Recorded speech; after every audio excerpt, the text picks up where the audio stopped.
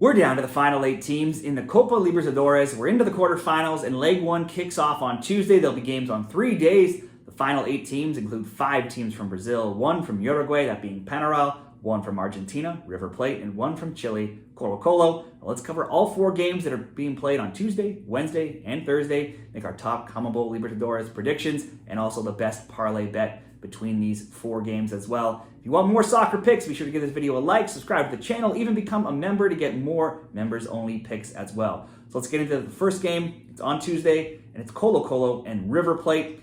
This is on Tuesday, September 17th at 8:30 p.m. Eastern Time. Colo, 14, 3-5. They scored 34, allowed 16. They're second in Chile right now. River Plate, 5, 6-3, scoring 19, allowing 11. They're 9th in Argentina. Colo was just 1, 3-2 in the group stage. So they got here, but didn't win many games to do so.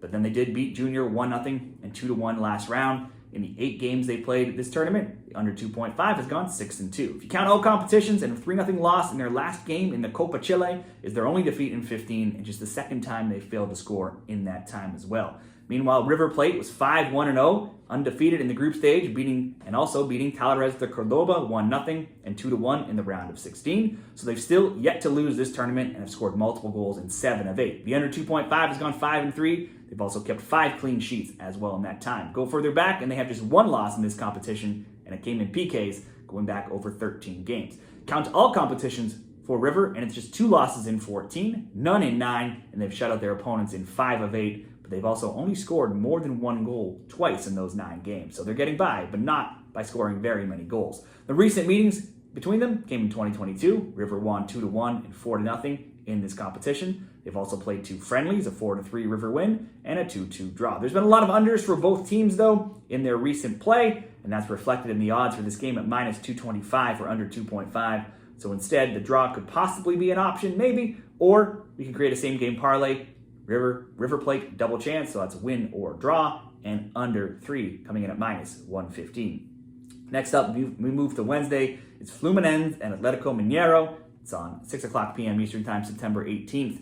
Fluminense, 7, 6-12, 21 goals scored, 28 goals allowed. They're 16th in Brazil. Mineiro, 8, 9, 7, 32 scored, 36 allowed, 10th in Brazil.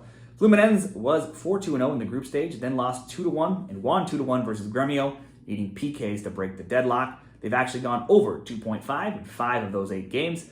Go back to other tournaments as well in the Libertadores, and they only have 1 Libertadores loss in 16 games, and they've scored in 15 of those games as well. If you count all competitions right now, they're in mixed form. They're 7-3-4, but they only have 3 wins in their past 8, but they have at least scored in 12 of their last 14 games. Mineiro was 5-0-1 in the group stage and then drew 1-1 and won 1-0 versus San Lorenzo. They're an even 4-4 to totals, those 2.5 totals, 4-4, overs, unders, and they've scored in 7 of 8. If you count all competitions, Mineiro has a lot of draws, but also only 3 losses across their last 16, as they're 7, 6-3. They've been shut out in back-to-back games, but have scored in 12 of 16. Obviously, these teams have met many times in Brazil. Mineiro had been undefeated in 4 before Fluminense won 2-0 in the last game on August 24th very recently.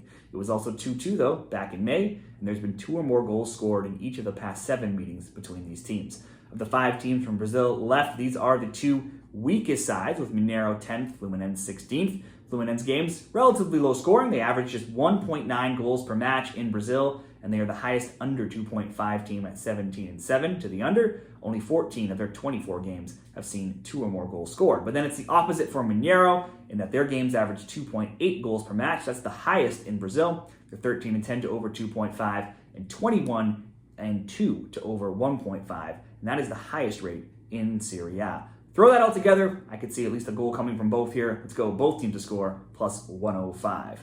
Next up, Botafogo and Sao Paulo is also being on Wednesday. It's at 8:30 p.m. Eastern Time. Botafogo, 16, 5-5. They've scored 45, allowed 25, and they're first in the table. Sao Paulo, 13, 5-8, scoring 34, allowing 26. They're 5th in the table. Botafogo was 3-1-2 in the group stage. They went on to win 2-1 and then draw 2-2 with Palmeiras in the last round.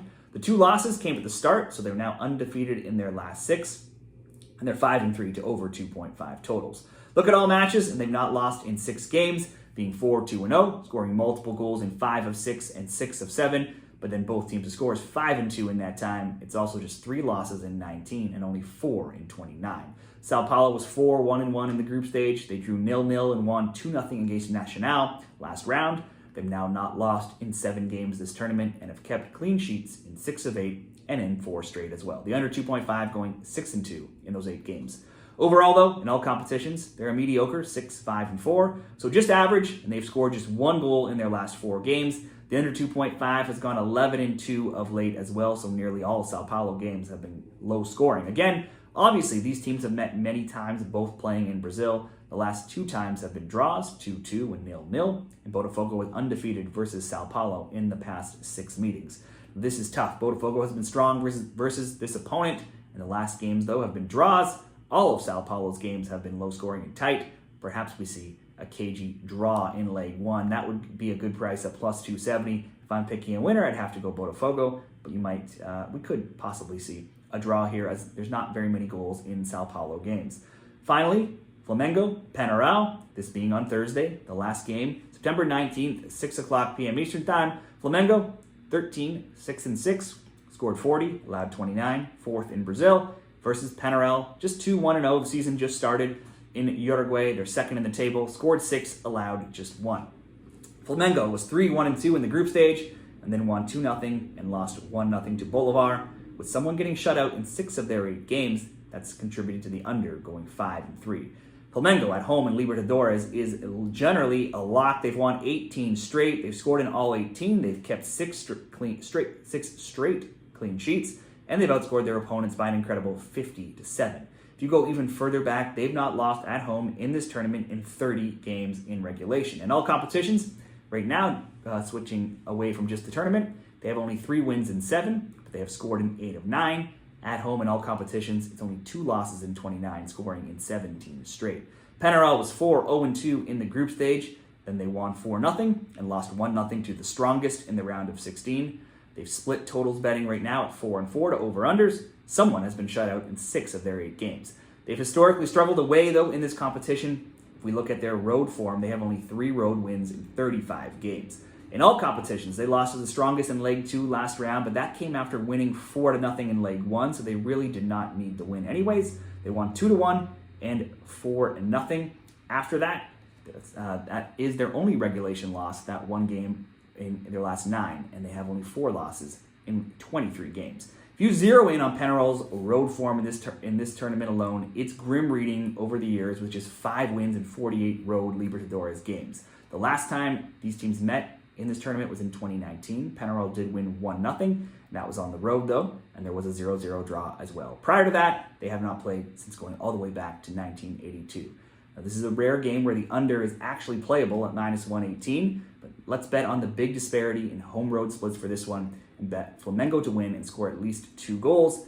Flamengo to win and to score over 1.5. That same game parlay comes in at -143. So that will wrap out the Copa Libertadores predictions for these 4 games. I think I've made a good case for bets in all 4 of these games, but these games should all be tight, all close. We're getting down to it here. Certainly could see some coin flips here. So one other option to me is just to create one simple same game parlay, and we'll go River Plate, double chance, win or draw, paired with a Flamengo win, and that will come in at -108 odds over at Bet365. If we get that River Plate doesn't lose on Tuesday, and we can carry this over to Flamengo. If they can get up in that game, also gives you the opportunity to cash out as well. So those are my picks in the Copa Libertadores quarterfinals. Be sure to share yours down there in the comments. Let me know what you're betting, and follow the channel for more CONMEBOL Libertadores picks.